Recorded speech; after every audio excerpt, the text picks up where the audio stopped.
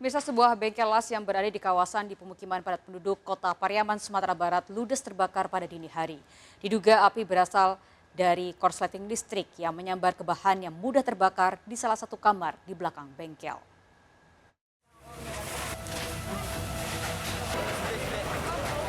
Kobaran api dengan cepat melahap bengkel las yang berada di pemukiman padat di kawasan Desa Rawang, Kota Pariaman, Sumatera Barat.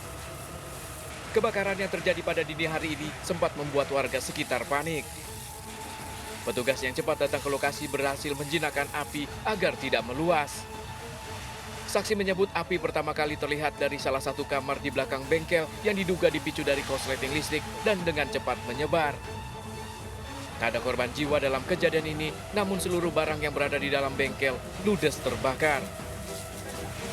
Penyebab apinya di kamar belakang korsleting listrik harus pendek. Terus?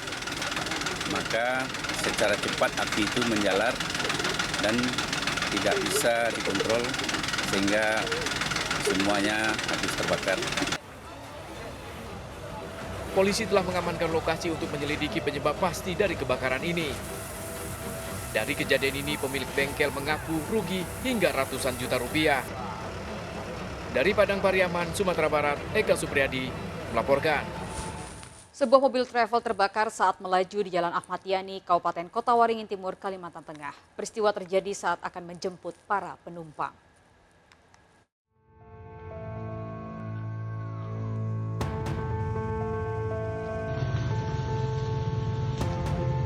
Kobaran api membakar sebuah minibus di Jalan Ahmad Yani Sampit, Kalimantan Tengah. Kejadian ini mengejutkan warga sekitar. Saat terbakar, mobil travel ini dalam perjalanan menjemput penumpangnya.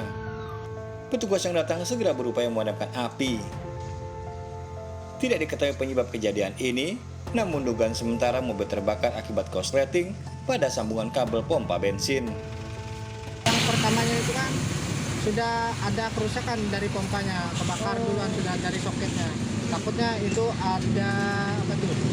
Ada konslet dari kabel-kabelnya. Ganti baru udah. Kalau dari konsletnya dari mana nggak tahu, dari cuman. Sebelum terbakar, mobil baru 15 menit keluar dari bengkel. Luas ini sebelah mana? Pas pompanya. Sebelah kiri kan? Belok tadi kan. Makanya kalau menjadi depan meledak, kecelakaan meledak. Karena banget juga karena asap nih bro, itu sembilan. Ada apa namanya itu? Meledak. Bensinnya kan berkurang kan. Selama kejadian, arus lalu lintas sempat tersendat. Kasus ini ditangani Satlantas Polres Kota Waringin Timur. Dari Sampit, Kota Waringin Timur, Kalimantan Tengah, Nurmansyah melaporkan. Diduga remblong truk kontainer menghantam bus rombongan pondok pesantren dan 6 bangunan di Tanah Datar, Sumatera Barat. Akibatnya 1 orang tewas sementara 23 lainnya luka-luka.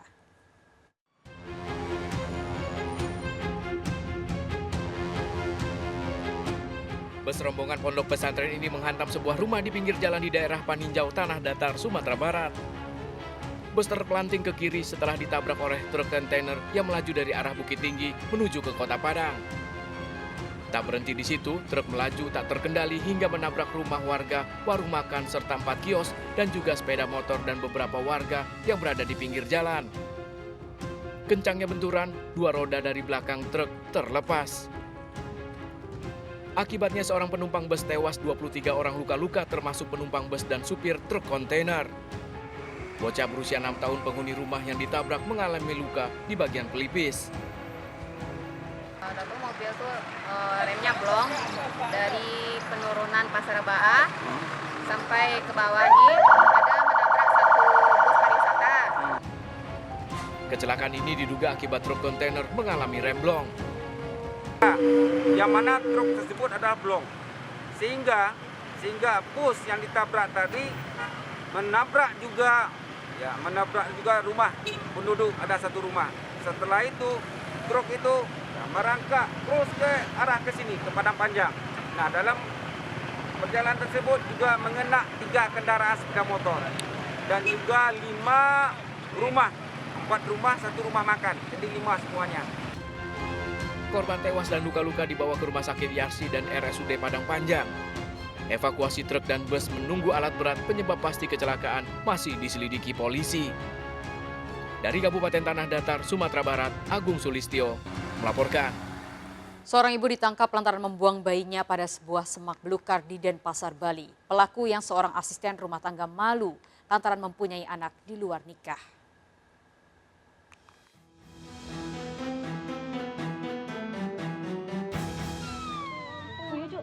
Bayi ini terus menangis setelah dievakuasi seorang warga dari kawasan semak belukar di Jalan Tukat Pancoran Panjer, Denpasar, Bali. Dengan kondisi penuh luka, bayi segera diserahkan ke pihak Rumah Sakit Sanglah.